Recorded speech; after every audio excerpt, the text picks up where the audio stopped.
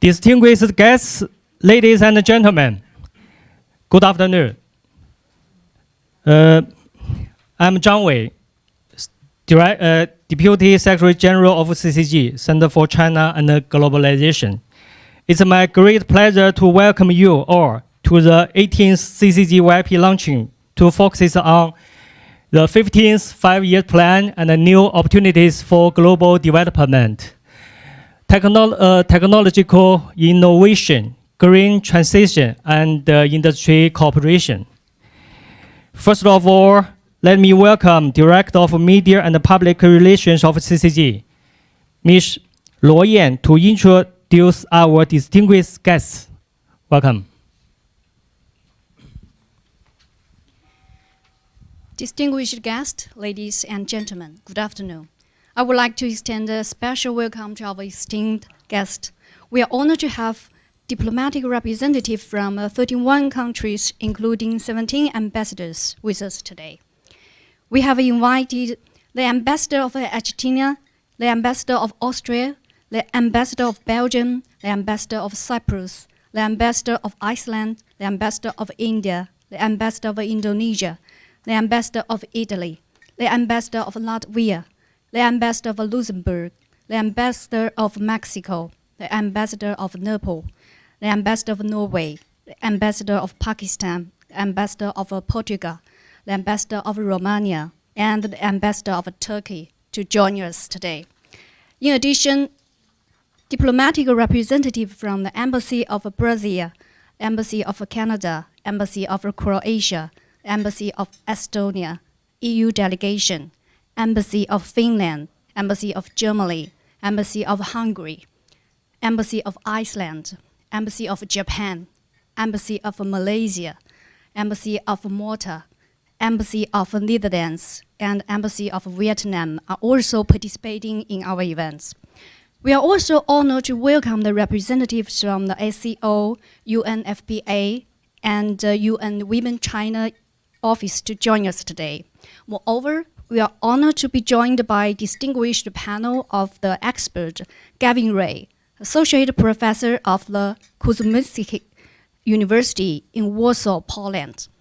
Furthermore, today's luncheon featured participants from the leading companies including the Bank Indonesia, Beijing, BMW Group, and Weber Shandwick. The presence of media representatives including Global Times, Nikkei Incorporated, Nippon Television, and Yomiuri Shimbun will ensure broad coverage and dissemination of today's important discussion. Thank you all once again for your support and engagement. Thank you. Your Excellencies, distinguished guests, ladies and gentlemen, good afternoon. It is our great honor to host so many distinguished ambassadors and good friends to discuss such so important topic, the outcomes of the fourth plenary session of the 20th Century Committee of CPC. And we know this year we are planning the new five-year plan. What kind of the blueprint laid out in the 15th five-year plan. Today, we are talking about this hot topic. We know last week the fourth plenary session of the 20th Central Committee of the CPC concluded in Beijing, where the leadership mapped out the world's second largest economies, development and priorities over the next 5 years. The meeting deliberated and adopted the proposal of the Central Committee of the Communist Party of China on the formulating the 15th five-year plan for national, economic, and social development, which established the direction for China's modernization process in the next 5 years and even 2035. This meeting was far more than a simple stage summary. It stands as a landmark turning point, forming an institutional certainty for China's response to the global uncertainty through a new balanced system of which I called high quality development, self-resilience in science and technology, and expanding domestic demand, and coordinating security.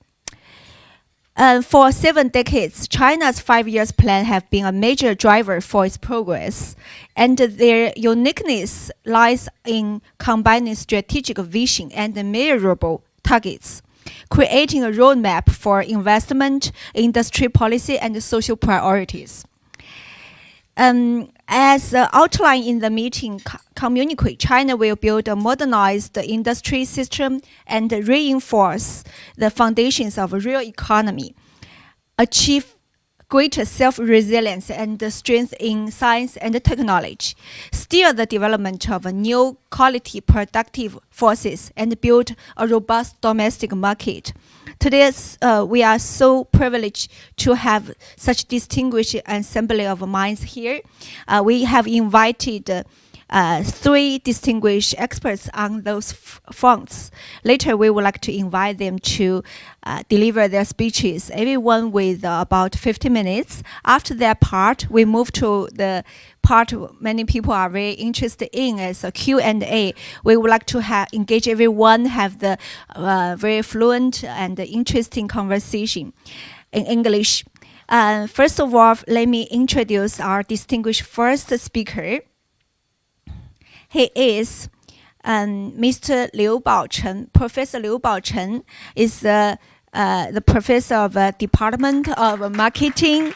Sorry, Mr. Liu is very well known in China and internationally. He's a professor and the director of the Center for International Business Ethics and a professor at Business School of the University of International Business and Economics. He is not only an academic authority, but also an active public intellectual, serving as a frequent commentator for major international media outlets like CGTN, where he provides insightful analysis on global business, trade relations, and corporate governance. His research interests span business ethics, corporate social responsibility, marketing, and cross-cultural management. With his profound theoretic knowledge and practical insights, Professor Liu has long served as a strategic advisor to numerous multinational companies and government bodies, making him one of China's most influential voices in the fields of business ethics and globalization. Today, I know Professor Liu produced a PPT, later will show up, and we would like to invite him to give a macro vision on the new 5-year plan and the outcome of the just concluded 4th plenary session of 20th Central Committee of CPC. So, floor is yours, Professor Liu. Thank you.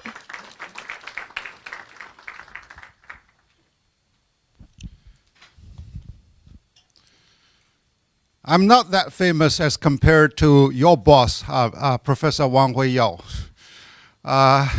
Well, it's such a pleasure to have been invited by CCG, which is a very outstanding organization to bring the global communities together to share ideas, and more importantly, in a more faithful manner instead of rhetorics. And I'm also impressed by so many excellencies present here. I've been talking across the road at the CGTN for the last 3 hours, so please remind me if I exceed another 3 hours. Okay.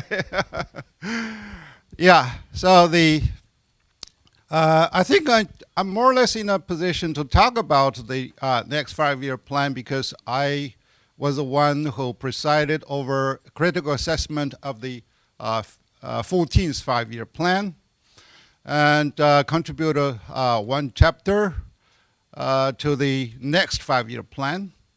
Hopefully, our Congress will be able to approve it next March. So here is some of my readings over what is in store for China and what is the implication for the rest of the world that you guys are really leading. Okay. So very simple. The 5-year plan is there to build such a very consistent but plain logic, where we are. So every decision will have to be based on the correct, if not precise, assessment of where we are. And what is our strengths and what are those challenges both at home and overseas when we get more and more mesmerized with the globalization drive, which is also under fragmentation. And then where do we want to go for? So what are those goals that we really want to achieve? And then how to achieve it? What are the paths lying ahead? So the following this logic, I'm going to share a few slides. Okay. So the strengths as identified by the new communique produced by our Politburo, the plenary session, is this. So we still have fundamental stability socially. I think one thing that you have to agree, even though you have many different opinions over China, China is safe. So with 1.4 population, everyone can really be able to behave themselves to create a safe environment. So that's really the foundation for China to move forward and roll out the strategic plans. And then our economy is also rather stable. People read that, oh, China is now declining from the double-digit growth.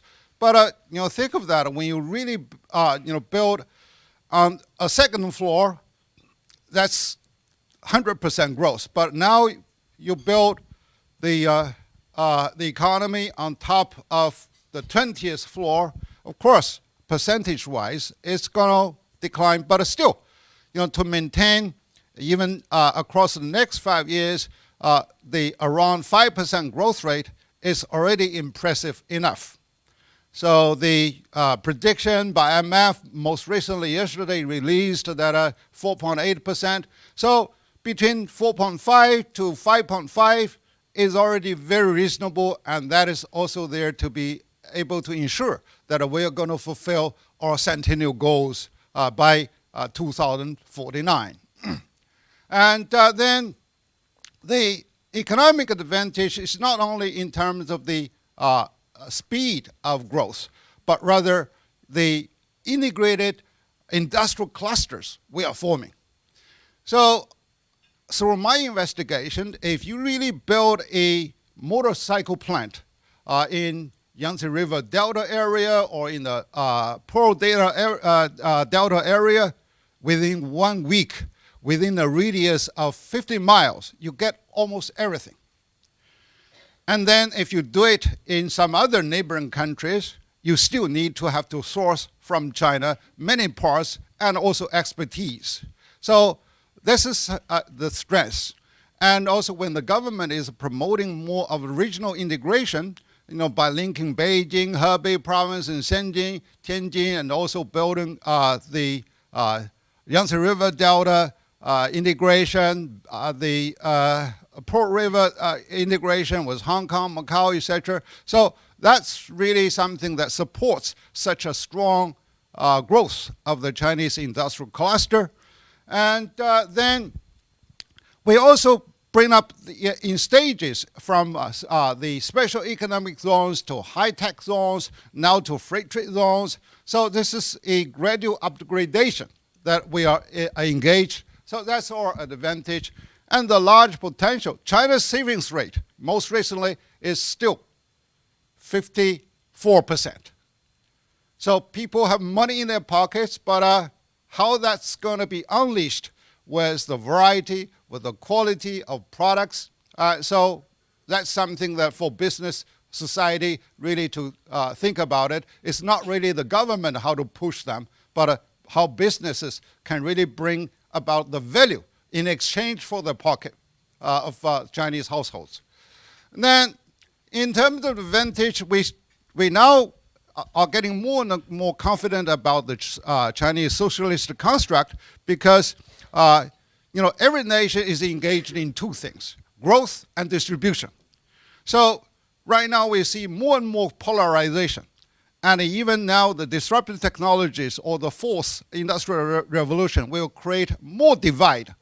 That's something like I could observe. So how to divide the cake after it's grown? That's something that China is going to address with this socialist doctrine.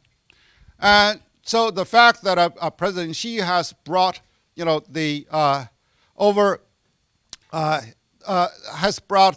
so many millions of people out of extreme poverty is something that is very laudable. And then the abundant talent pool. China produces over 100 million engineers. They work hard, and more importantly, they don't form unions. So to bargain with those capitalists. So it's more of a harmonious relationship.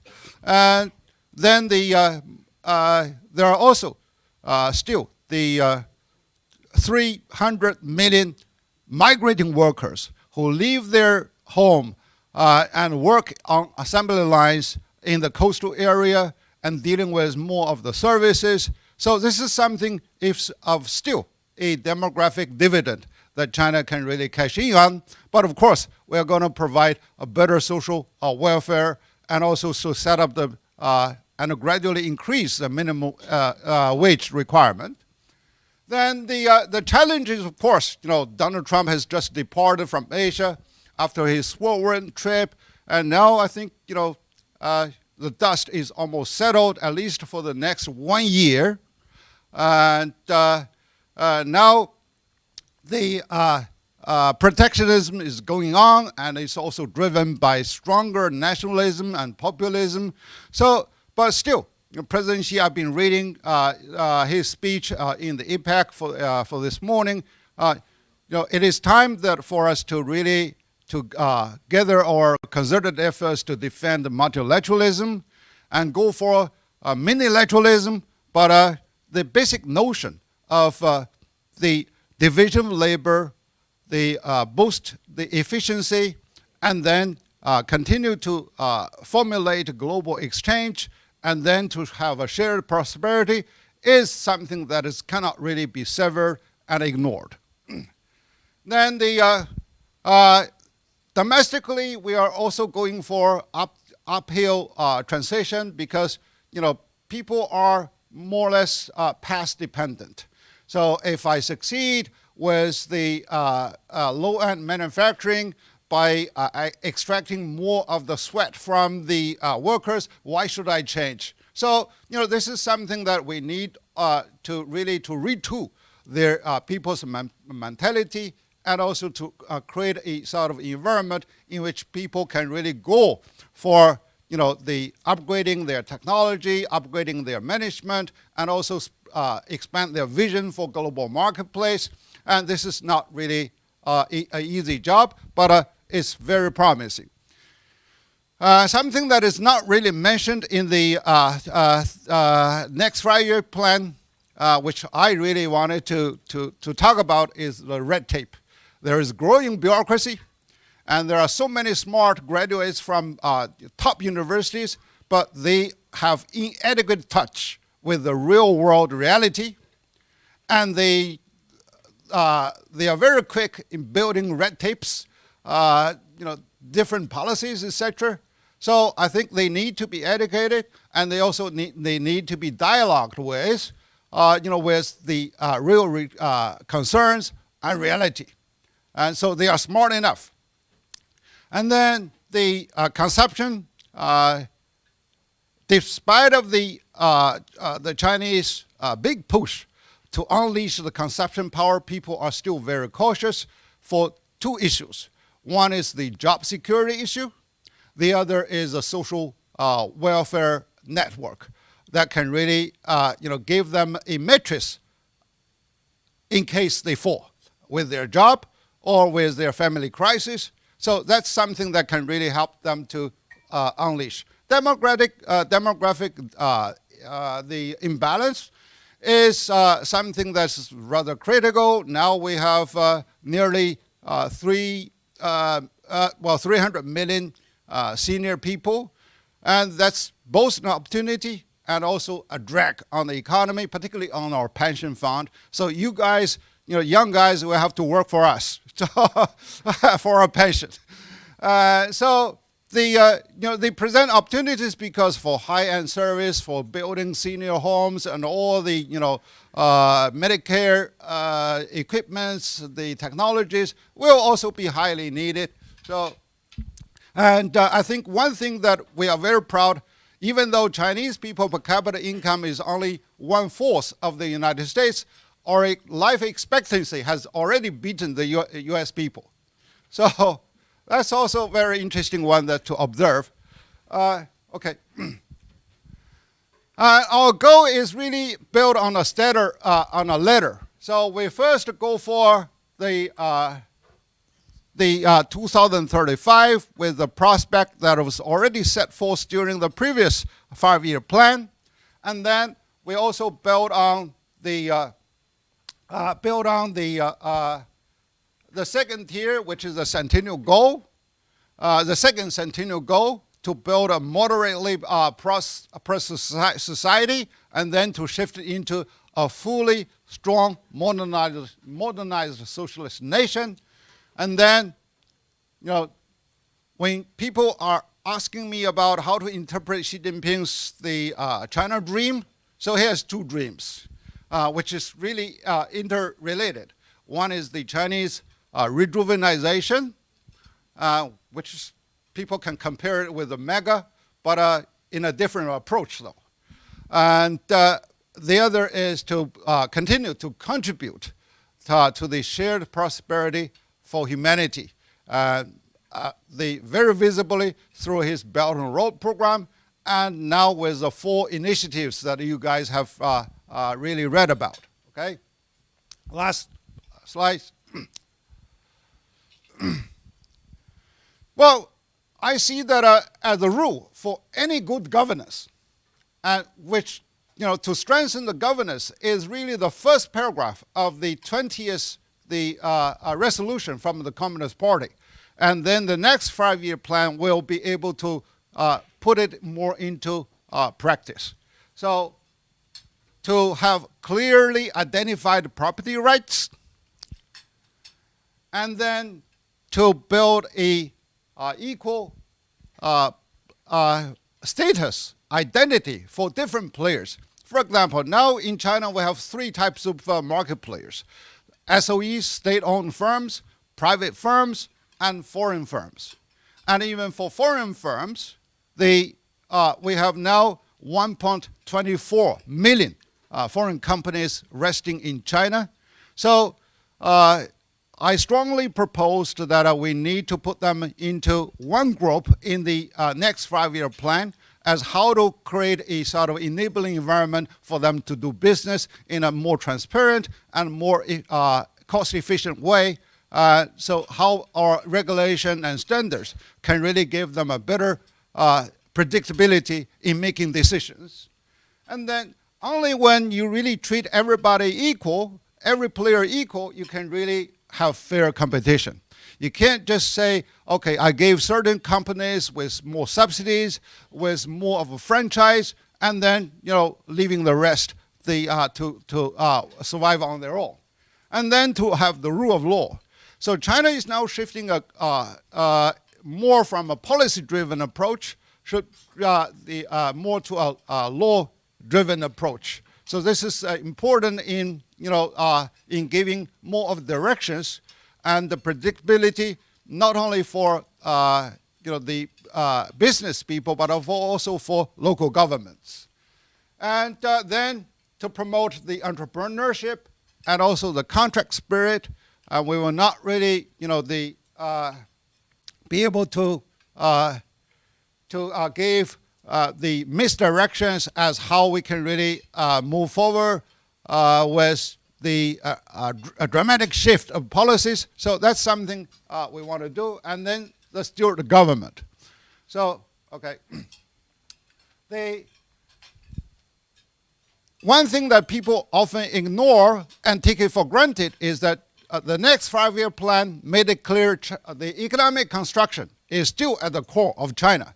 It's not all those ideological fights. So to bring people the sense of entitlement with the economic growth and also with the quality of economic growth and spreading more of the social welfare and government producing more of the public goods. So this is something that we really need to go for. And then to build from, over the past few decades, China succeeded so far with deregulation and with privatization in a different format though. But now we need integration.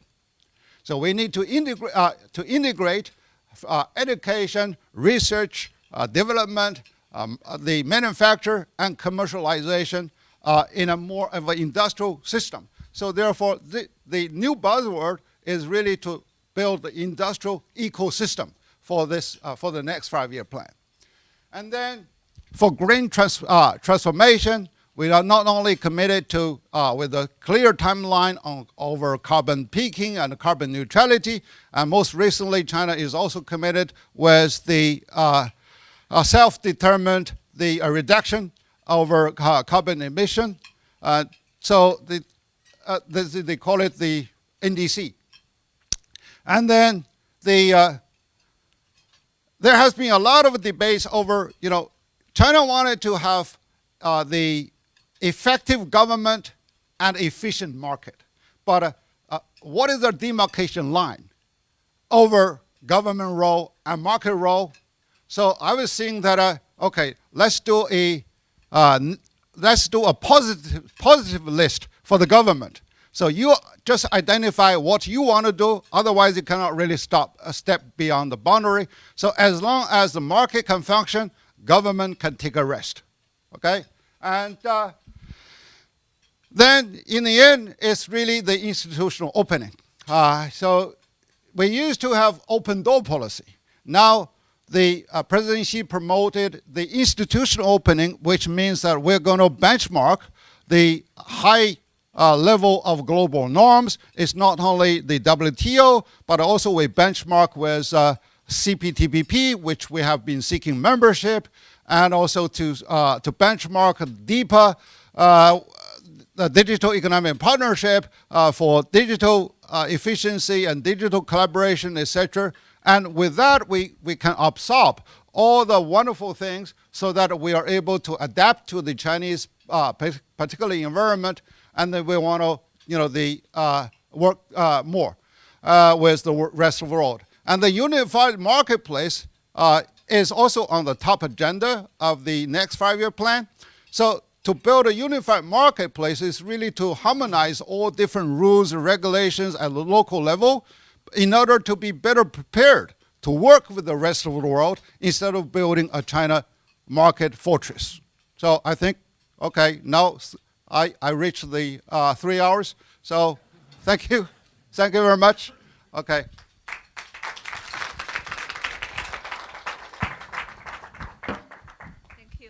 Thank you, Professor Liu. Very comprehensive and very productive introduction.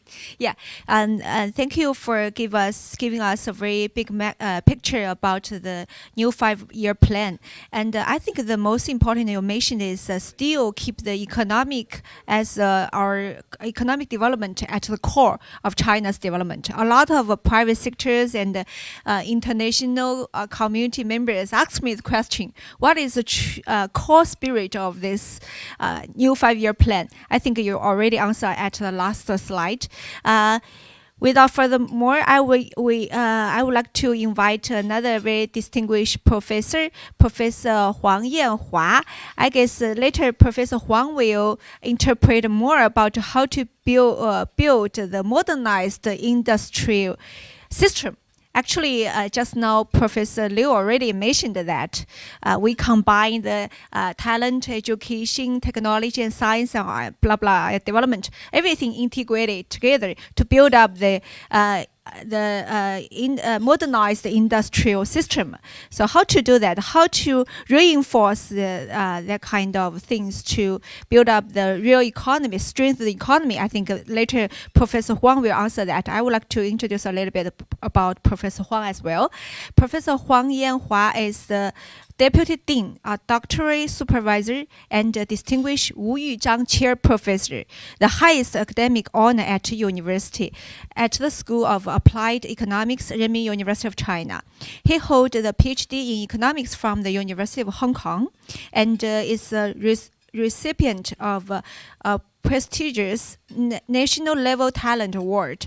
His research focuses on industrial organization, development economics, and the theory of the firm. Professor Huang has extensive publications recorded in leading domestic and international economics journal, including the Economic Research Journal, the Review of Economics and Statistics. As the authoritative scholar in his field, he has made significant contributions to both policy making and academic advancement in China. So floor is yours, Professor Huang. So maybe we have a slide. Yeah. Thank you for the introduction. Good afternoon, dear guests. Thank you for the introduction. I'm from Renmin University of China. Renmin in Chinese is people, so People's University of China. So I'm from the economic department. My research focus is about the industry. So it's very great, happy to join this event. It's about technological innovation, industrial cooperation, and green transition. As we know, the world is connected by people, by idea, by knowledge, and of course, connected by goods and business and enterprises. So just to follow Professor Liu's overview about what China is going to do in the next 5 years, my focus is about the industrial development. As mentioned by Professor Liu on the last slides, after the economic construction at the core, the next priority is about the industrial system. So you may curious about why China is so crazy about industry or the industrialization, because from the economic literature, just very short literature, after Second World War, when people are talking about development, that is people talking about the industrialization, because the world was divided by industrial country and industrializing country after the 18th century. So there is a long history of the economic study about how to succeed in industrialization, even back to the Adam Smith. It's 200 years ago in the national wealth. The division of labor within the manufacturing is the source of economic growth. So a lot of research and the country follow the path of industrialization. So for the China, you know, in the last 40 or 50 or 15 years, China was a great economic power for the world and was succeeded in long-term economic growth. I'm an economist in the industrial economy, so I try to think about China's economic development. It's a long process of industrialization. We can see from this chart, the red dash is the growth rate of value added of secondary industry, or is an indicator of industrialization. And the blue dot is the growth of the GDP. We can see for a long time since the opening up in 1970s. These two curves is strongly related. So when the business was good, the economy is good. So the China's economic growth is a kind of typical industrialization-driven growth model. So when China is talking about the industrialization, it is talking about the long-term growth or long-term development. So this is the facts.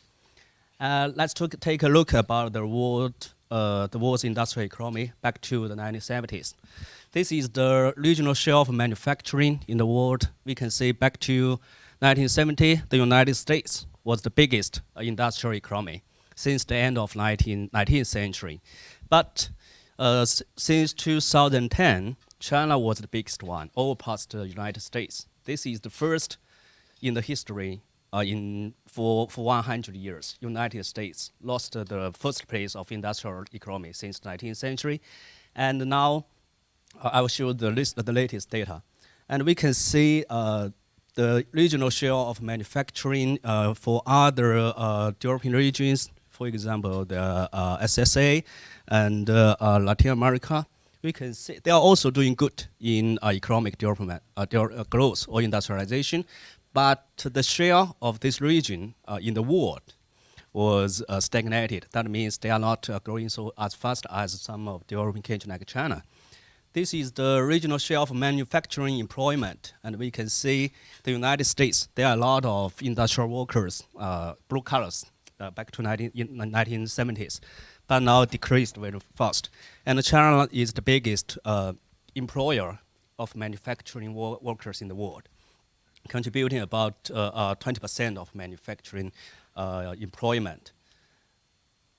And we can see in some region of the world, like United States, EU, and Latin America, the manufacturing employment decreased for a long time. We call this is deindustrialization. Means more and more people are shifting out of industry and working in service or other business.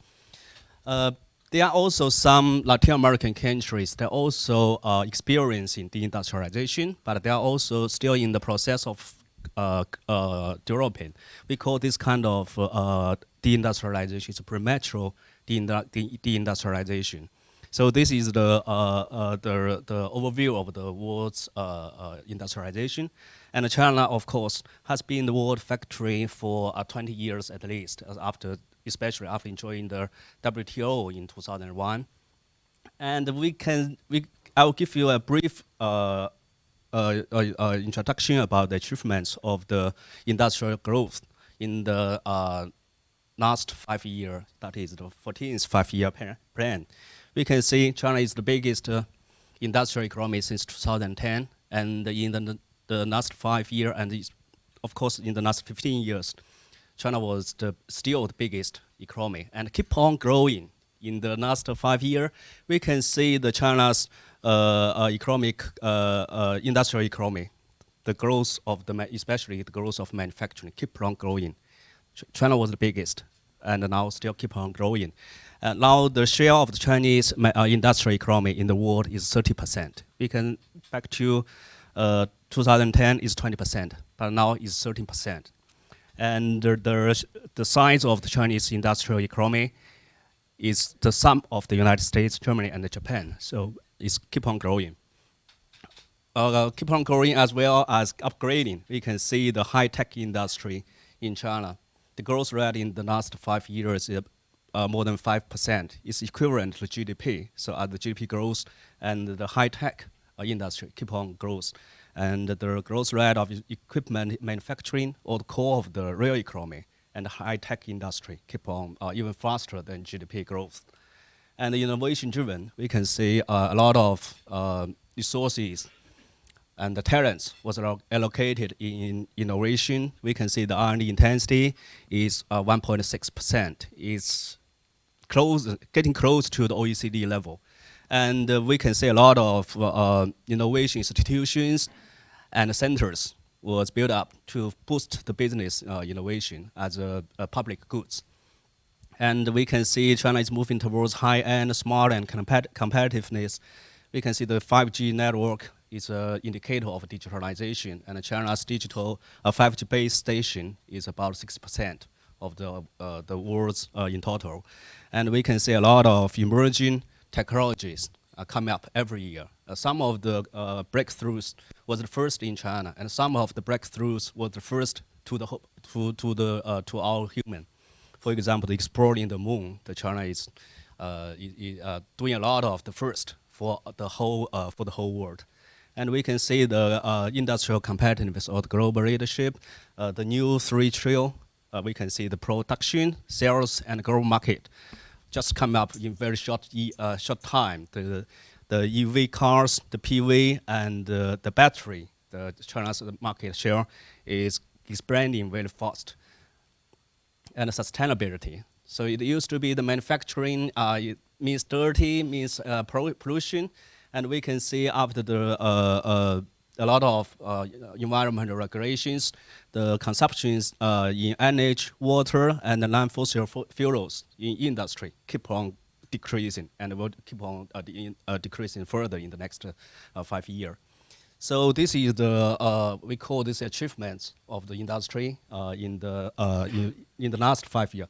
So let's look based on this. Let's look forward in next 5 years. That is from the textbook, the text of the 5-year plan suggestion of CCP. The position of the industry is anchoring the real economy and the modern industrial system. So the real economy is not an economic term, it's a policy term. In China, real economy means the manufacturing at the core.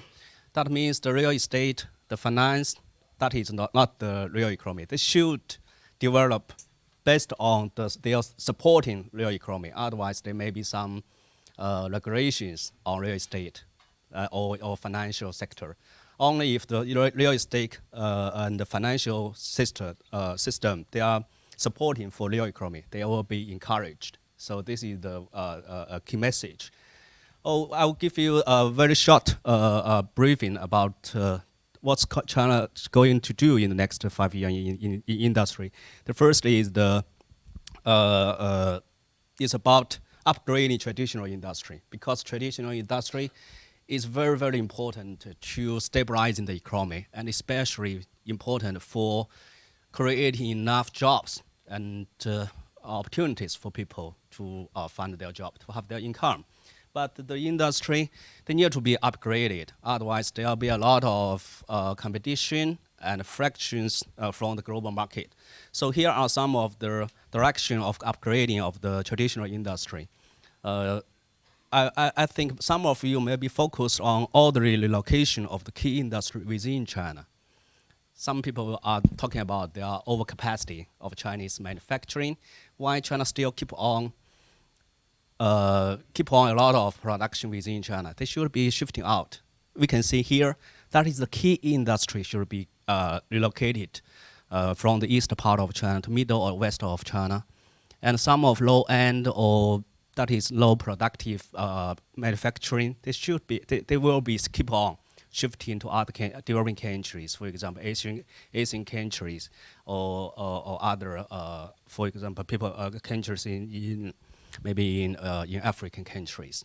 We just focus on the key industry that is very important for the productivity and security of the industry. And the second is first emerging industry and the industrial future. Industrial future is also a Chinese term. That means Chinese policy focus on these new engines of growth in the next stage of development. Here are some of them. For example, new energy, that is very important for green transition. And the new materials, aviation and aerospace, and the industry of low altitude, that is a lot of UAVs, that is very important for the industry and social governance. And here are some of the new technology that should be industrialized in short times. Here are some breakthroughs like the AI and the quantum technology. There are breakthroughs in laboratory. How to bring them into market is the next focus of the industry. And of course, here are modernizing of the infrastructure system. Why infrastructure system is so important in China? Because China is a big country. Infrastructure, not the infrastructure themselves. They're very important to integrate the market, the national market, to be one unified one based on the infrastructure. And here are the new types of infrastructure, especially the digital ones, that based on the digital economy and science and technology infrastructure. And of course, the traditional infrastructure like transportation, like the electricity system should be digitalized, make them much more productive and much more environmental friendship. And here are some of the other system of infrastructure. Overall infrastructure will be upgraded to make the economy much more productive, much more environmental sustainable. Oh, this is my key message for you about the Chinese economy. Thank you very much. Thank you, Professor. Yes, another good presentation. Maybe you know more about the industrialization about China and manufacturing and what is how to reinforce the real economy in China. Last but not least, I would like to invite Professor Wang Zhi. Mr. Wang Zhi is a senior fellow at the Center for China and Globalization at our CCG and a visiting professor at the Institute for Global Co-Development, Tsinghua University. He is a world-renowned expert in global value chain, GVC, accounting, and trade policy analysis, having formerly served as a lead economist at the World Bank. We know each other for a long time. You used to be in Washington, D.C. as expert at World Bank. Yeah. Yeah. Okay. Mr. Wang is a co-founder of the Global Trade Analysis Project database and pioneer the WWZ accounting method for measuring GVC, providing a fundamental tool for global trade research. His work has profoundly influenced how international organizations and governments understand global production, trade in value-added, and industrial competitiveness. His current research focuses on China-US economic relations, digital trade, and global economic governance. Please join me, give me a warm welcome. So I'm wrong. I'm wrong, right? Yes, you can introduce yourself. Yeah. Trade Commission. Trade Commission. Yeah. Okay. So next page. So just Professor Liu, they discuss about the overall picture of the next 5 years plan. I will concentrate on the green part of that plan. So basically, you see the key themes in the proposal by the Central Committee is the guiding principle is making green development as a defining feature or core background color of Chinese-style modernization. The core driver is the dual carbon goals, carbon peak and neutrality, as a strategic pivot, guiding a synergy push to reduce pollution, expand green coverage, and maintain economic growth.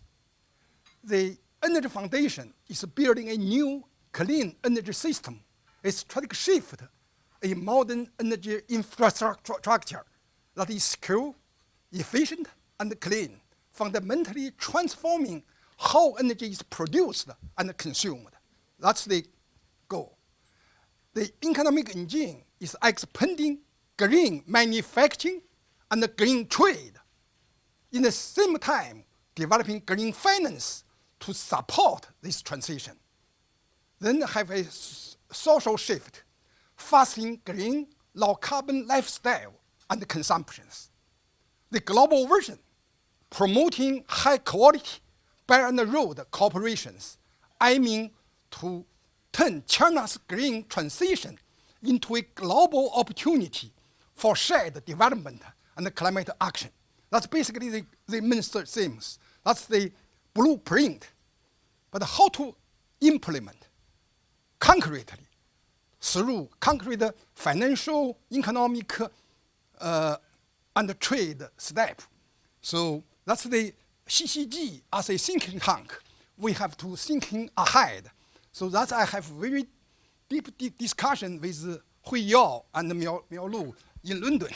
So that means we propose a global green industrialization initiative. That's the way I will discuss today. So as the international implementation for the 15th 5-year plan, the green development goal, so through this implementation, we achieve the goal laid out by the Central Committee. It will transform China's domestic transition in green technology into a platform for inclusive global cooperation, shared growth, and collective climate action. So why we talking about this? Why we talking about the Global Green Industrialization Initiative? So I will briefly outline our thoughts. So I mainly discuss two questions: why we need this initiative and how to implement it.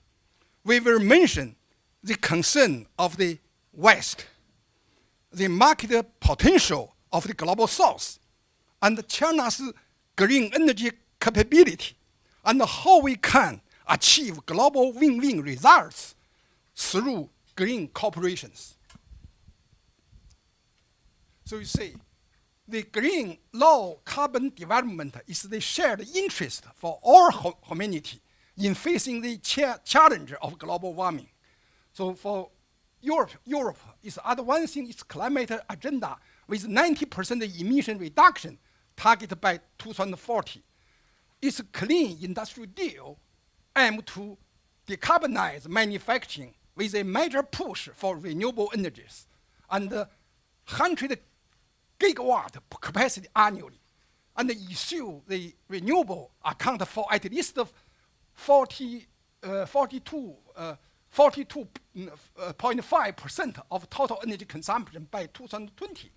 But right now, they still have 1.5 percentage point gap remain. Okay, that's the EU. For the United States, current administration has terminated federal wind and solar subsidies, casting uncertainty for its clean energy transition. So US is uncertain.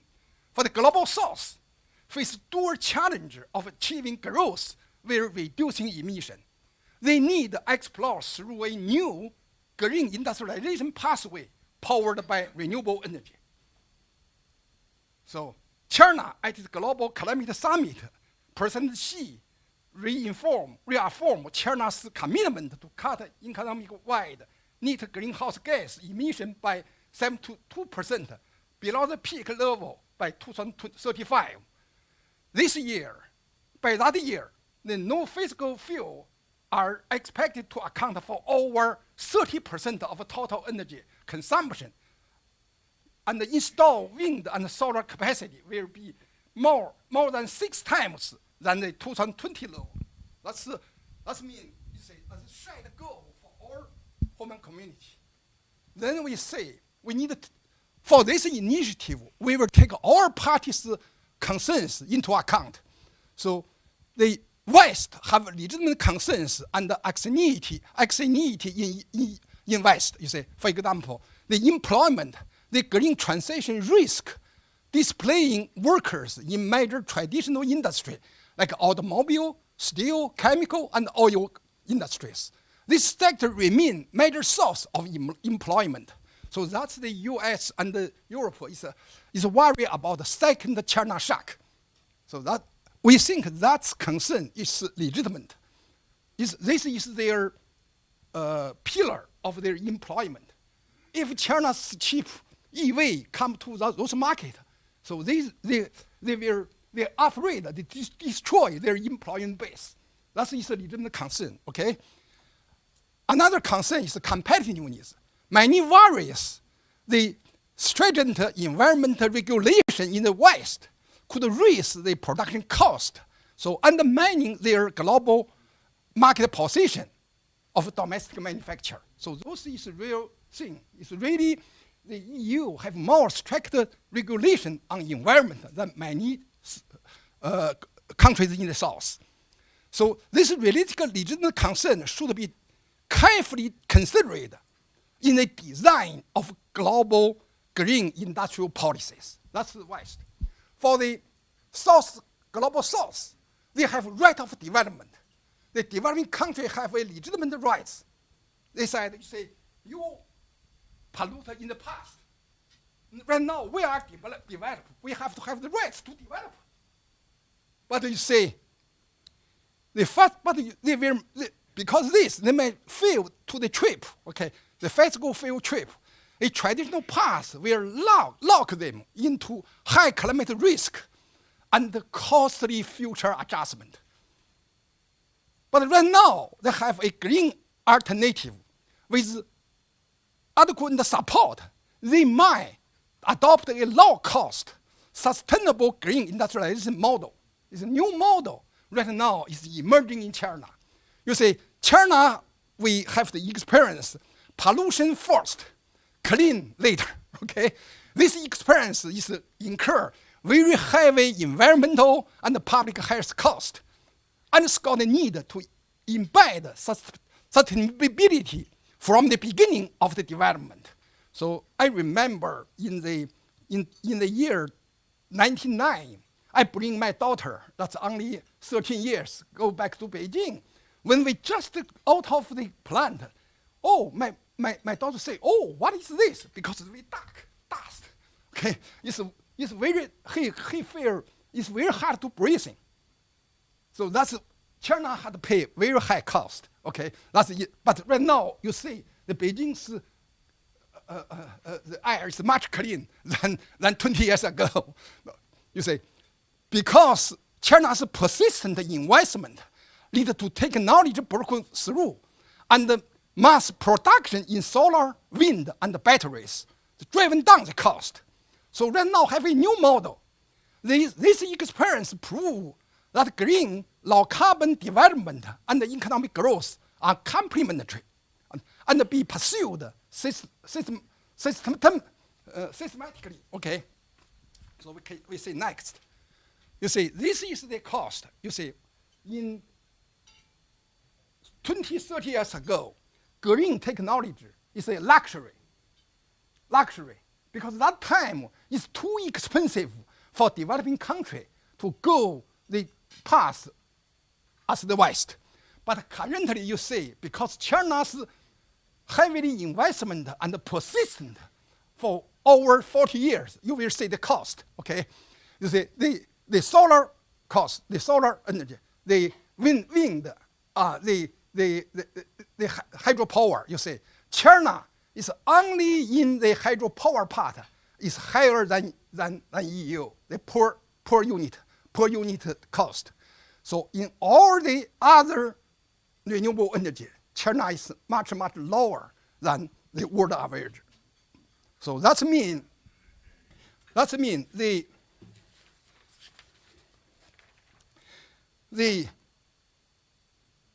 now the green energy, because China's innovation and the mass production become more affordable.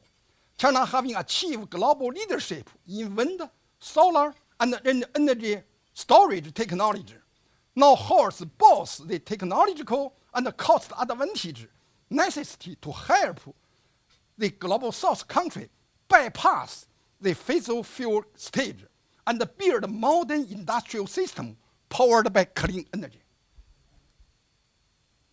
You will see this picture. This picture is really interesting. This is a most recent report just published on the internet. You see, this is 20 African countries import a record amount of solar panel in past 12 months. That's from last July to this June.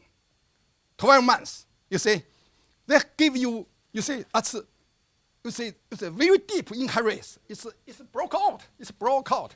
So this picture is from a very it's an authority in energy development data. It's called IMBER. Okay. So this is a real-time transformation. According to the report, you see, Africa imports a total 15,000 megawatt of solar panel from China, okay, an astonishing increase of 60%, signaling a rapid acceleration in the continent of solar industry. These have few futures. First is world speed rate, the wide speed rate growth. The 20 African countries are set a new import record, with Algeria growth 33 times Zimbabwe 80-fold, and Botswana 7-fold, indicating a continent-wide green energy wave. They also give you transition potential here. Okay, these imports can replace energy reshape the landscape. Once fully installed in Sierra Leone, they could generate 61% of the total power generation in 2023 for the country, and at least 5% of all these African countries' power generation. Whether this is economically feasible, okay, based on the report, you see, for example, in Nigeria, the payback period for the solar panel is only 6 months. Only 6 months. 6 months will pay back your investment. This demonstrates the emergence of mutually reinforced partnership between China's competitive green manufacturing capacity and Africa's urgent development needs, driven by economic incentive rather than external subsidy. So this data clearly illustrates the global green industrialization initiative targeted is a real economically viable transformation already underway. So rooted real demand and shared global interest. This is a historical opportunity we have to grasp. Okay, then we see the potential for global south, okay, based on the data published by the International Organization of Motor Vehicle Manufacturing. The projected global vehicle stock in 2005 is like this. We just go to the picture, okay? The United States is 80%. The European is 70%. China is 22%. But the other countries is 43%. If those countries achieve the electronic vehicle penetration rate is about more than 40%, then this is a larger market than US and EU. Okay. Then we see capacity of China's green industry. So the policy framework is already outlined. Basically, they need to jointly build a high-quality build and road initiative, enabling countries around the world to share development opportunity and pursue common prosperity. You see, solar energy, China, you see, account for 86% of global solar power model production. 97% of silicon wafer production, and 91% of solar cell capacity. China's extra high voltage transmission technology enable long-distance power transmission with low line losses, less than 5%. This is demonstrated by a project successfully implemented in Brazil. Then you see the new energy vehicle capacity. At the end of 2023, the have 361 automobile manufacturers, complete vehicle manufacturing operating in China. 265 is domestic-owned firm, and 96 are foreign firm. 95 joint venture. One is foreign-owned, that's Tesla. Those including European 68, Japan 28, US 15, South Korea 12. So you see the capacity, the joint venture.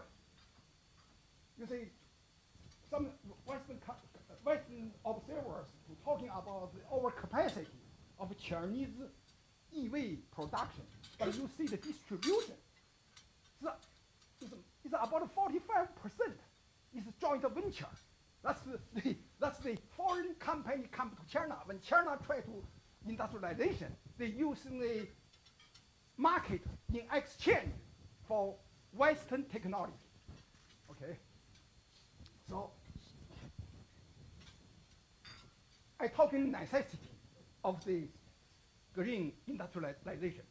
What's the pathway? First, we should encourage Chinese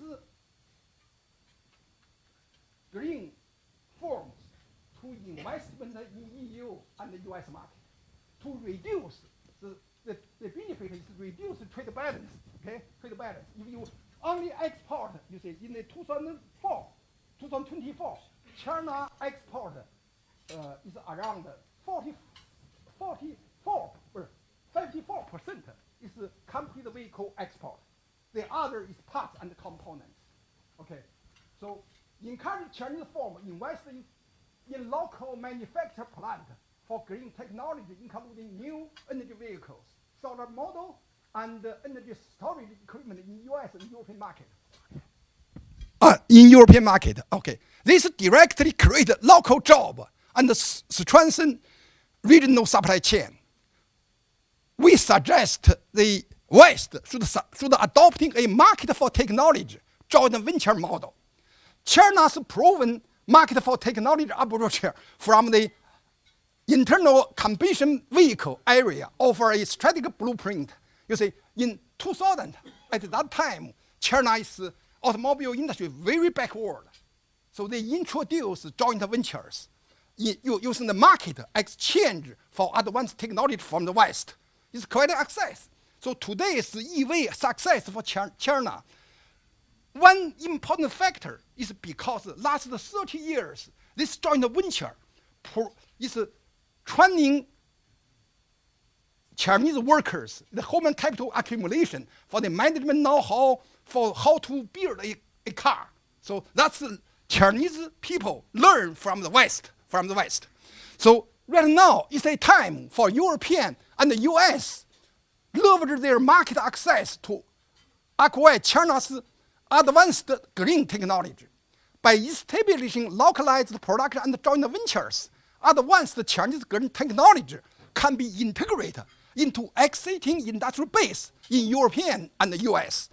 This approach can meet local decarbonization goals, poor technology and financial resource, and share both risk and benefit among partners.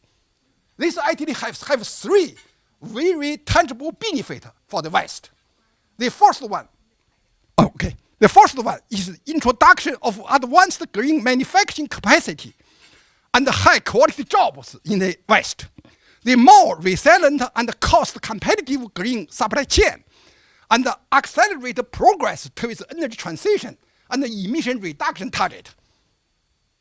So China should prioritize plot project in region with political alignment, using demonstrable and successful project to build mutual trust and scale up collaboration. Where political battle remain significant in the US, we think EU, with the fundamental China-US Comprehensive Agreement on Investment, the CAI, offer a viable starting point. Effort should be focused on reviving the CAI ratification process, ensure market access, national treatment, and robust intellectual property protection in green sectors. Then we see the Global South. The key problem for Global South is where the money come from. They have no money, okay? So many countries in the Global South face low sovereign credits rating, because this country, if they borrow in the international market, the rate will be 20%. The sovereign bonds is too high, making it difficult or impossible for this government to raise funds on the international market. Also, in those green sectors, those countries do not have the established green firms with credit history. So that's prevent the conventional bank lending. Okay. Also, the dollar dependence, all the loans on dollars, the high US interest, combined with the exchange rate volatility, create unacceptable high cost, where Chinese financial institutions face operational constraints overseas. You see, basically, they very preferred the domestic real estate as a guarantee. As also the dual regulation burdens for the Chinese and local authority from Chinese and local. They have two. You have to. Sometimes they conflict. Okay. They limited local persons. Professor Wang, I think time is. Okay. Yeah. So We should wrap up very quick. Really, it's a practical path. Okay. That means reliance on government fiscal aid and intergovernmental loan is unsustainable. Market-based solution and financial innovation are urgently needed to break this financing impasse. So I know my time is up, but you see. So we can move to the Q&A. You can answer those. Okay. So we design a three-layer, multi-layer financial pathway. The core pathway is renminbi loan plus direct investment by Chinese green enterprise. The model is the Chinese bank provide renminbi loan to domestic green enterprise, include provide and joint ventures, which they will make direct investment in global south. The advantage, the lower credit risk, reduce financial cost. It's very overworks because you say if you land into a larger Chinese green form like the BYD, or you land into the small or middle forms in southeast, so the risk will reduce the default rate. So Professor Wang, we should move to Q&A. Many episodes they have to leave later. You see, So sorry. The risk rate. So last slide, right? Let's see. Because you say, just so we have a carefully design how to implement this. This is where the money comes from. This is how to control the risk. Okay. This is who we will execute this. Sure. I want to, because so many ambassadors here, I want to tell them. Okay. Encourage joint venture on overseas pioneers. Why? This venture possess international brand, matured sales network, and risk management experience.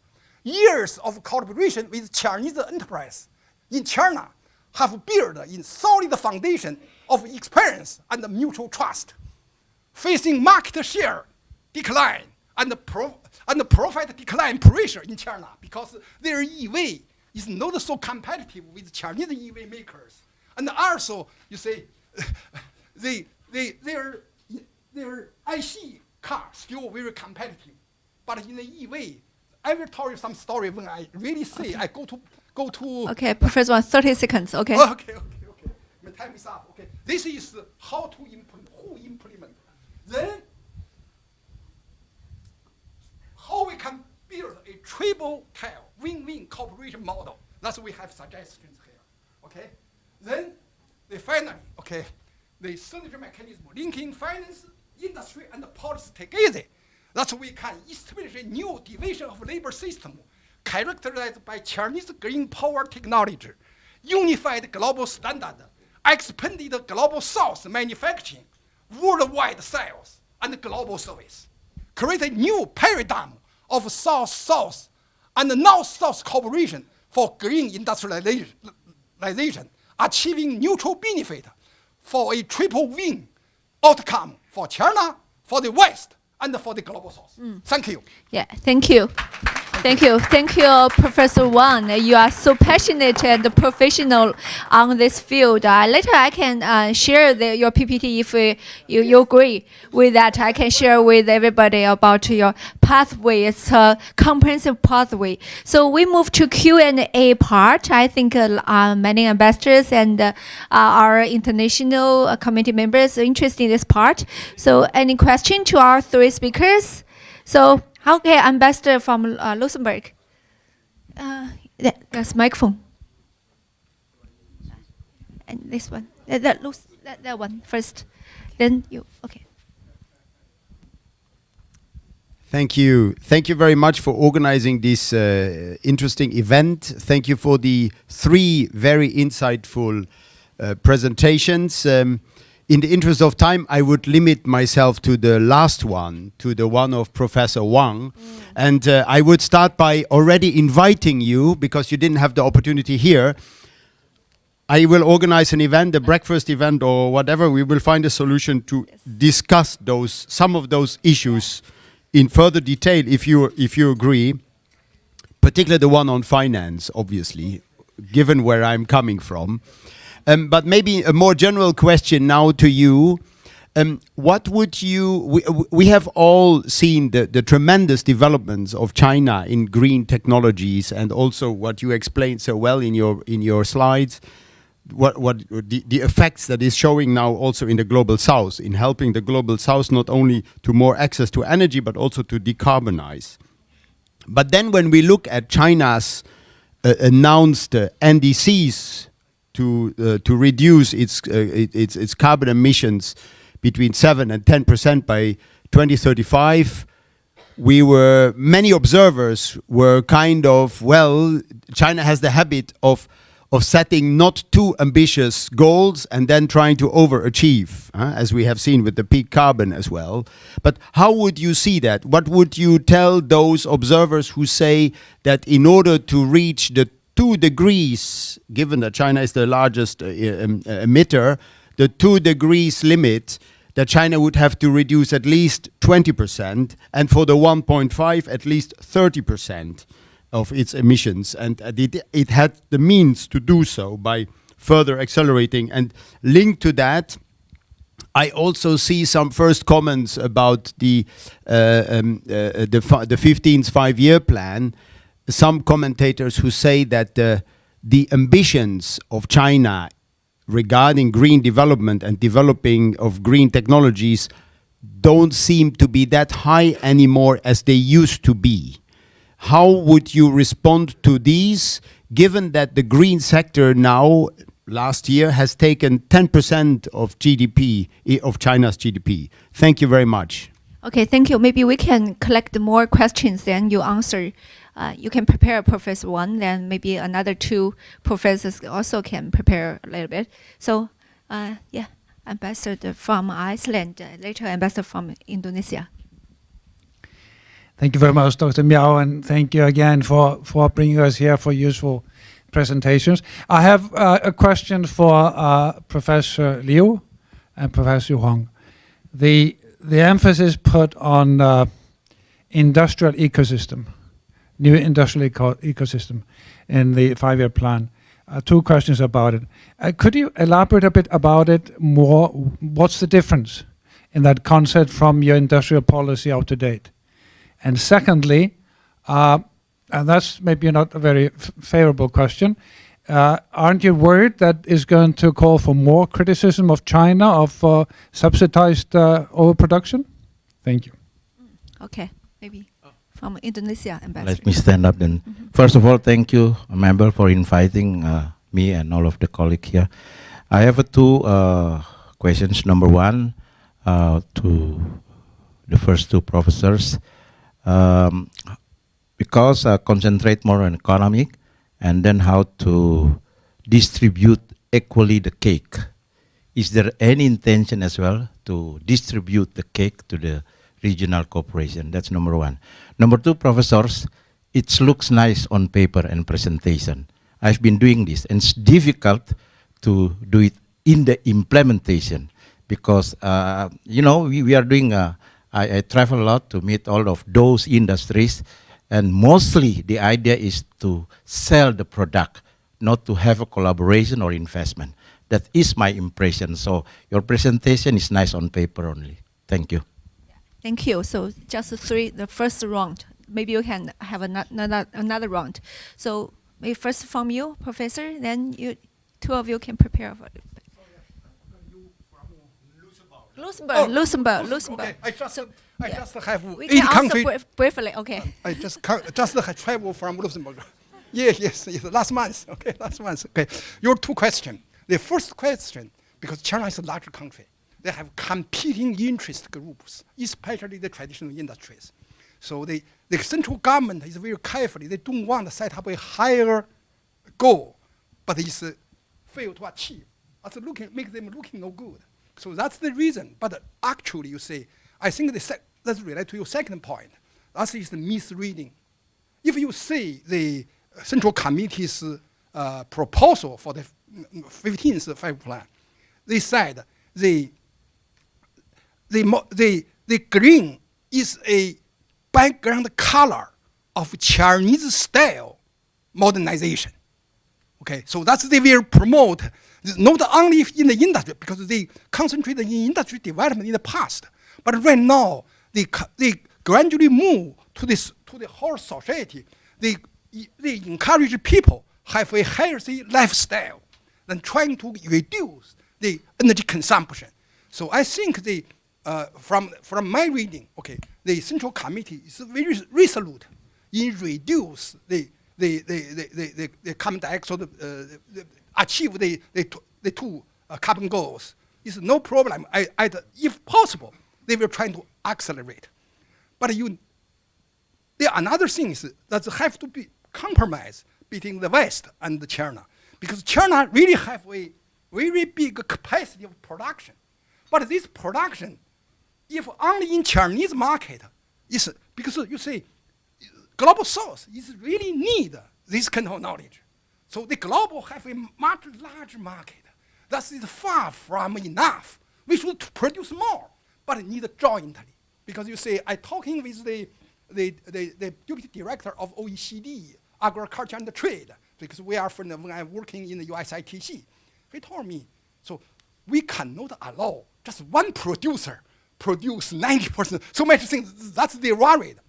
But the issues, what she is misreading is Chinese as a whole produce 91%, but this is not one company. This have many different segments. You say, if you want why Chinese industry form is so competitive, because they first survive in Chinese market. If you if you can survive in Chinese market, you can survive in the international market. So that's compete. But you see, this can be negotiable. You say that's we really hope EU can take the lead, allow Chinese green industry firms investment in EU, then strengthen EU's. It looks so we should have another breakfast to talk about this. Okay. Thank you. Yeah, maybe. Then I will respond. Yeah. You say, it's not only looking the paper. I believe when the export I talking to, some Chinese exports, they really want to help global South industrialization. Why? This is consistent with their own interest. Why? Because you say China industrialization basically is move the peasant, the rural people, go to industry sectors.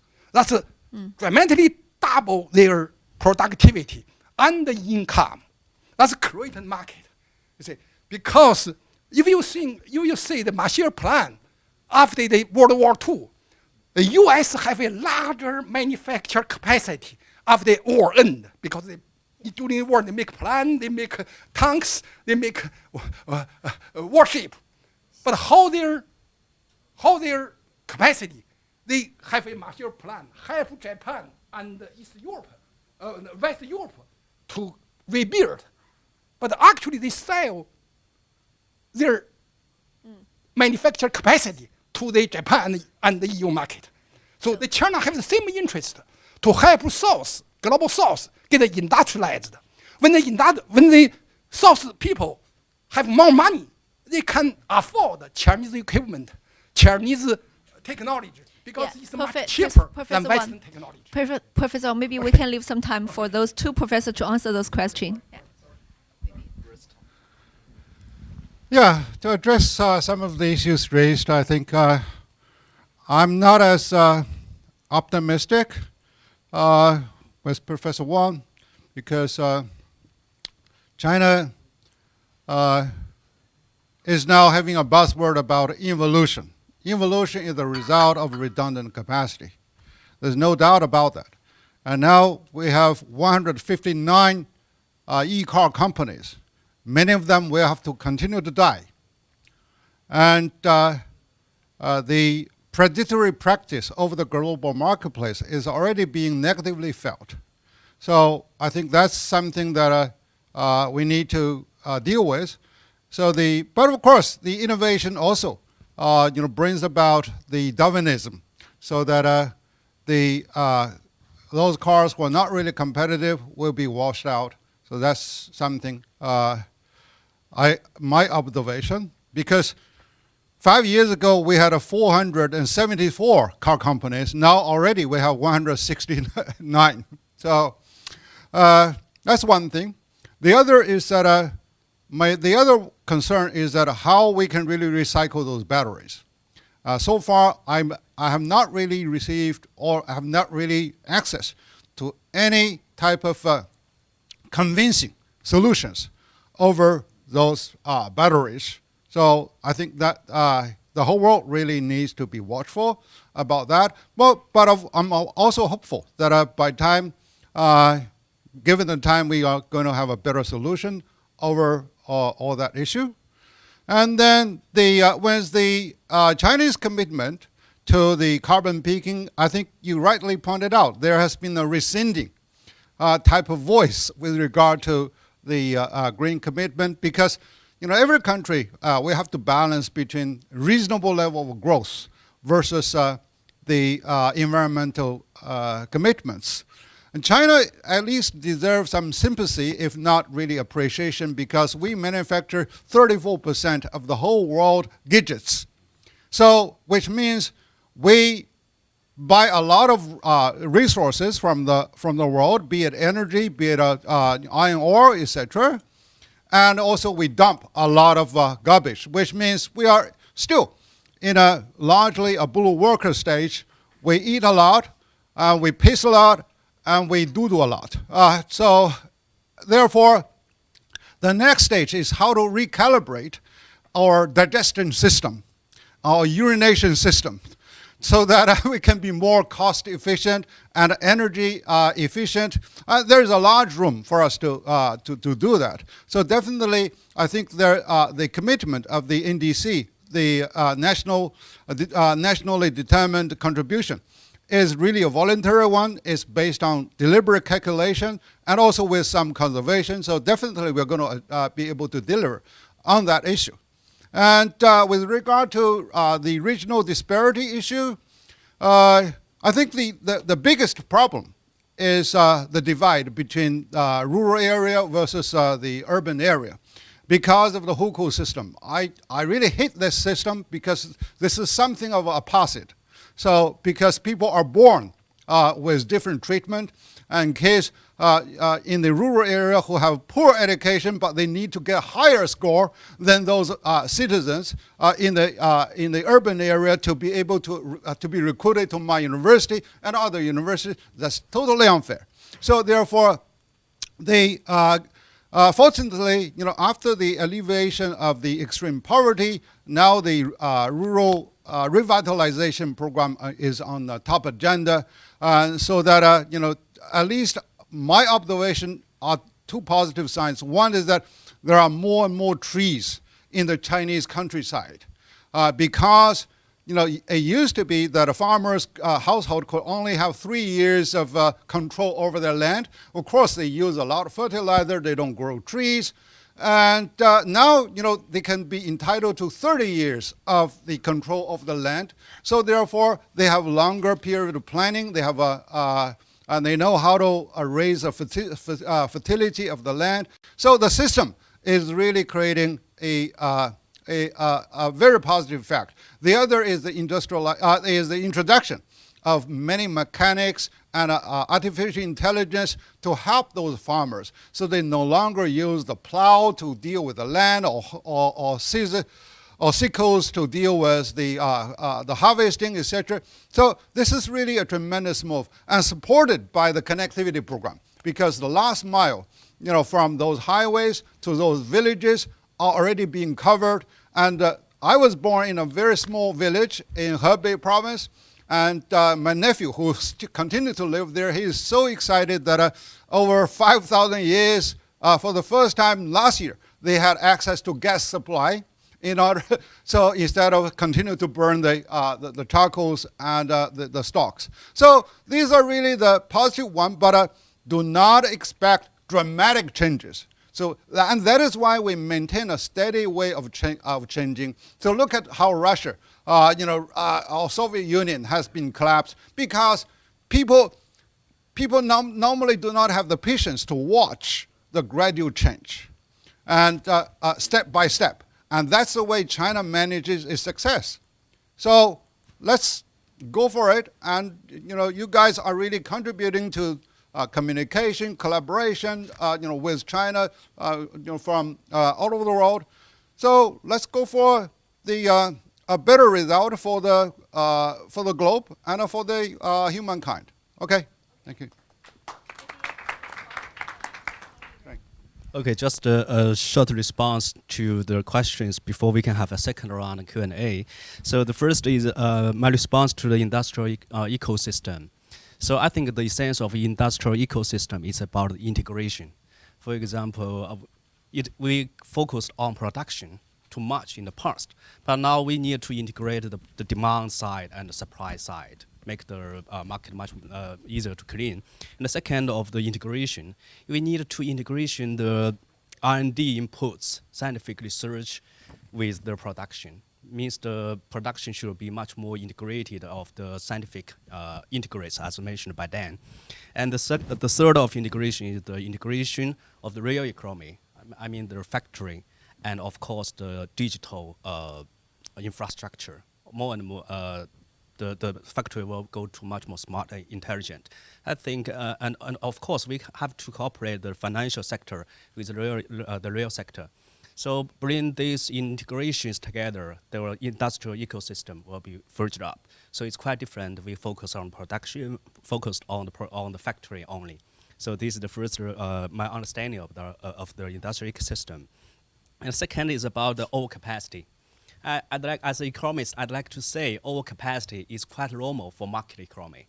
If the demand always equals to the supply, there will be no need of the market system or the price system. So the question about the Chinese overcapacity, I think that is also the problem of the integration of the Chinese supply and the global market was not working quite well. So, and the second is that the Chinese local governments, they have some policies to encourage the investment in their region, to create employment, to raise tax. So there are 13 provinces, 300 of cities in government in China. So if there is no coordination between the different governments, so industrial policy will lead to the overcapacity. So how to deal with this is the central government should be much more active in coordinating the local government's policy. And the last response to the dispute of the cake after cake is getting larger, we do a lot of research on China's region, rural place, and we do a lot of research in Xinjiang, in Tibet. We can see there are two kinds of, we call two equalization. The first equalization of public service. We can see there are a lot of people living in the remote of China, remote village. They also have universal healthcare and education. For example, the students in in Tibet and in Xinjiang, they pay nothing for their schooling. And when mother they're going to give birth or delivery, they pay nothing to the hospital because all the government all the costs will be covered by the government. And the second of the equalization is the public infrastructure. For example, when I go to the Chomolungma, the top of the world, I can do live stream on the Chomolungma. So we can see the 4G, 5G, and a lot of other public infrastructure is quite well everywhere in China. The second is we can not only the government providing the public service and public infrastructure, and there is a very important channel of these two equalization, that is the state-owned enterprises. We can see for example, for the household, no matter one family in Beijing or in Lhasa or in some other underdeveloped region, we pay the same, almost the same for the electricity. But the cost of the supplying the electricity for different regions differs very much. There are a large difference of the cost, but the price for the family or the family pay for the public service almost the same, because the state-owned prices, they are providing this kind of public service. They are not profit-oriented. They are service-oriented. So the government plus SOE makes the two equalization in public service and public infrastructure. That is much more fair for distributing the cake of growth. Thank you. Okay, thank you. Maybe we have another round of questions. Would you like any questions? Maybe Ambassador from India, you have question? Or Portugal? Or Argentina? Any? Oh, there, okay. So maybe, yeah, that lady. Oh, Didi, yeah, sorry, yeah. Hi, how are you? Hi, I'm not an ambassador. I'm a film producer and film and television producer, but I participate in the activities of China Center for Globalization. Two quick questions, one for Professor Liu and Professor Huang. When you were talking about sort of the industrial policy for the next 5-year plan, you didn't mention sort of the robot, the automation of industry and how that will displace workers in China. And also, I haven't read the 5-year. I didn't read the readout yet, but I wanted to ask if there was any discussion about universal basic income in the next 5-year plan, and how that, or if that's being addressed as part of what's going to happen between AI and automation in the industrial sector. And for Professor Wang, I just quickly wanted to get your read on, with the U.S. effectively abandoning climate goals and green energy and green technology, you didn't really touch on that in your presentation, because that now is the stated policy of the United States, and it hasn't come up. There are other, AI, chips, fentanyl, we all are very aware of the other issues that come up in the bilateral discussion, but this isn't, and to me it's a huge, huge issue. Do you see any effort being made in your area to push the United States to at least acknowledge that climate change is real and the need to develop alternative, energy and really work on this issue? Because as somebody who pays a lot of attention to it, it seems as though it's been abandoned. So I'd be curious to hear in the context of what you were presenting. Okay, another question from India Ambassador. Again, for the two professors, like in the presentation, there was a lot of emphasis about industrial production. But when one looks at the debate in China, there is a lot of emphasis on consumption. Are there any concrete language or concrete markers in the 15th 5-year plan for consumption? Maybe another one? Yeah. Thank you very much. Just a quick question on the issue of the industrial output and the change of this pattern, and how you think it's going to be compatible with the fact that at the same time unemployment rates apparently in China, according to certain sources, are growing, and in what terms this industrial production change pattern would imply or have implications in employment and in social stability also, by the way. Thank you very much. Maybe we have more. Yeah, Ambassador of Argentina. How about you? Thank you very much. Thank you for organizing, and thank you for all the presentations made. I would like to know if you could please elaborate further on what would be the external challenges that China has to face, and in which way those challenges are tackled or contained in the 5-year plan, and also if there is any indication in the 5-year plan that international trade will be more prone on using renminbi as foreign currency in place of US dollar. Thank you. Let's move to the answers. Maybe also from Professor Liu. Okay, I'm at your command. Well, for the you are the ambassador in many dimensions. So, well, for the artificial intelligence, I've been teasing actually with some sort of substance in that was those young guys working in the AI circle that don't work that hard because you're going to kick yourself out of that job with AI. But for any sort of industrial revolution or upgradation of tools, they're going to displace a number of jobs. So that's very definite. But that's not really dangerous because as an economist, I never believe in a concept called unemployment, because people can when the job do not need so many people, which means that those people deserve some rest, and they deserve better education. They deserve longer time in the concert hall, in the galleries. So we can talk about 4 days work in a week. So why should we work that hard when the production side can really fulfill people's existing needs? So that's not really a big worry about. My worry is that this round of disruptive technology of artificial intelligence is different to the previous 3 rounds. Be it machinery, be it mechanical or the bio, etc. Because this can really re-engineer your brain.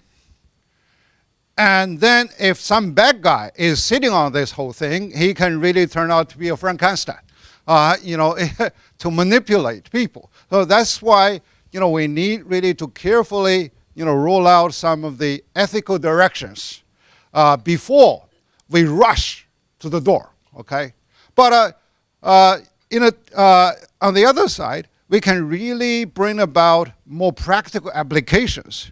Like in my house, we have the robot cleaning the floor, and so these are really very helpful and practical. So therefore, nobody can really stop the continuous the industrialization and technological advancement. So we have to be adapted to it, both in terms of value, policy, and our own behavior. So, and also expectation.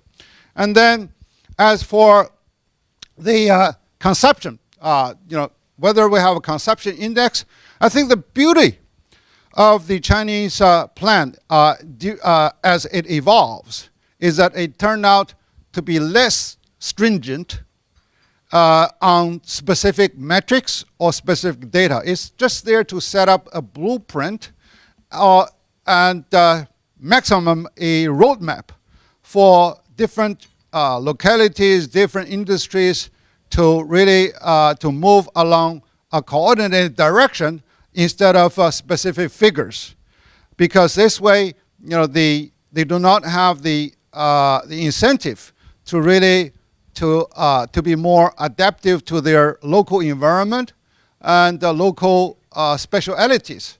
So therefore, for consumption, we do not have a clear metrics as how to measure for the next 5-year plan. But right now we have roughly 60%, nearly 60% as a driver for Chinese GDP growth. But definitely, it's going to be on the increase, particularly on the high-end service area, to deal with those people like me and Professor Wang who are getting older, with those high-end services, medical services, and other information services, etc. So it's really more market-driven than the government giving specific quantitative figures as how far we can move forward. And equally for the spending pattern, as we said, while China has a high savings rate, but we do not really want people, you need to reduce your savings rate, below 50 or even below 40. So I think that's how China is getting more relaxed on the market performance and the social performance than government mandatory orders on that. And as for the RMB, lastly, for the RMB, so far there has been high expectation, particularly now when some countries are under heavy sanctions over the SWIFT system, etc. They have an outcry to build a uniform currency within the BRIC system, etc. That's so far in the foreseeable future. This is totally unrealistic. And also for China, in terms of denomination, in terms of settlement, and also in transaction to use RMB, it is still below 5%. So therefore, there's a long way to go. You're not really there to blame the world's existing system, but rather, China has not really liberated its capital account, and so therefore it's China's own choice. So if we are able to emancipate the capital account for exchange, definitely, so we're going to achieve roughly 18% and even more. But we have other considerations for the financial security and to deal with the more of the abrupt changes. Now also we are facing even the whole world actually are facing challenges over cryptocurrency and decentralization, etc. So therefore, I do not think China is now in a rush to go for very rapid the RMB internationalization. But the positive side is that Chinese big giant banks, they are spreading their wings across the globe, so that they team up with the global financial institutions to boost more of use of RMB, but it's all a voluntary choice by the business and individuals, instead of China giving a very tough push over the further internationalization of the Chinese currency. So that's my observation. Please. Okay, thank you. Just a short add up after Professor Liu. So today we are talking about a lot about the industry, the technological innovation. It is not our fault. This is the topic today, is industrial cooperation. And in the next 5-year plan, the industrial development or technological innovation only a part of the the comprehensive national plan. So back to your question. So except the industrial issue, there are also demand side issue. The priority of the demand issue for the next 5 years from the central government, that is creating enough and high quality jobs. That is the first priority for demand side or consumption policy. Without job, without income, no consumption. And the second point of the consumption policy is not about the quantity, it's about the quality. So people may be, for me, I'm in my first year in my 40s, I have no demand for the goods, but I want to have much more quality of the life. So this is the trend, because the people are upgrading their demand structure. The willingness to pay is not about the quantity to have more things for the family, but about the quality in goods and also in service.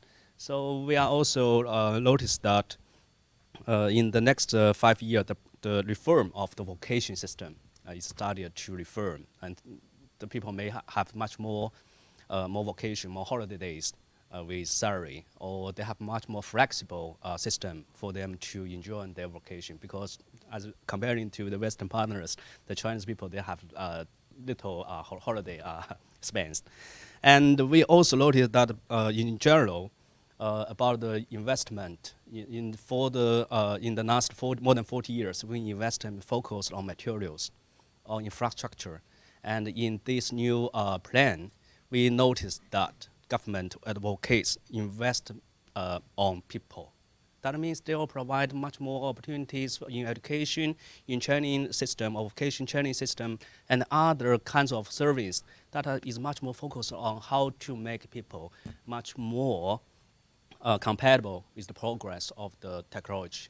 For example, some of the work or jobs may be replaced by automation, by artificial intelligence, and the government and the society is raising some funds or some resources to help these people have their new capability or their new skills to cooperate with these new equipments. So there are a lot of changing because of the technology and industrial progress, and some of the policy is following up to deal with this issue. As we know, the development always have some issues, and development is to deal with these issues. So this is my short response. Thank you. Thank you very much. As time is very, very limited, maybe Professor Wang, just 1 minute. Later you can have more communication, as we should have a good photo later. Address this lady's Thank you. Question. Sure. Yes, the U.S. right now, because U.S. Climate policy is fluctuation. When one government change another government policy, you say basically they terminate all the subsidies for the renewable energy right now in U.S. But you know, the U.S. have 50 state government. The U.S. federal government actually do not have the power like Chinese central government. Like I'm moving from D.C. in 2009, go to California. California still commit to the to the Paris Party's climate goal. Okay, so that's you say. We will say the fluctuations. We don't know next percent what they do. You say. So U.S. is really right now is uncertain. I'm very careful, you say, because I think the U.S. right now is outside this effort, but not equal the state government. The central government, federal government don't do it, but some state government still want to join this effort. I hope this answers your question. There are another question for the AI. I just want adding up. You will see they didn't lay out very clean goals, how much consumption will increase, but you will see all the tone of the proposal is they were central to humanity. They wanted full development of human beings. So that means you see the first time in the central government central committee's documents they mention about the change the vacation patterns. You know, right now when have a vacation like the national holiday, all the tourist place is too many people. The quality very, very, very low. So this is really no cost. It's just the researcher problem. Try to arrange people in different time go to vacations. That can boost the local service industries because that's you say so those times they mentioned they really the AI will save us time. You see, basically we can go 4.5 day work or 4 day week, 4 day a week. So you say in European there is currentness. They are not decline the productivity. I think China will be follow someday. Thank you. Thank you. So, yeah, thank you very much. So today we have a very productive launching, and the 3 speakers from different sectors to talk about the perspectives on the new 5 years plan and also the just concluded 4th plenary of 20th Central Committee. Very, very productive. Later, maybe we can have more civilian dialogue on this. So let's have a group photo. Today, because there's another session is on U.S.-China, so it's very hot topic as well. But I think our topic will take a long time to review what happened today and what kind of perspectives on new 5-year plan. I think this is China deliver kind of message that in the context uncertain context, still we would like to do some long-term ones. As China accelerated our economy because of those 1 year by 1 year 5-year plan. So it's very, very important for our development. So let's move on the stage. Everybody, welcome. You have a group photo together.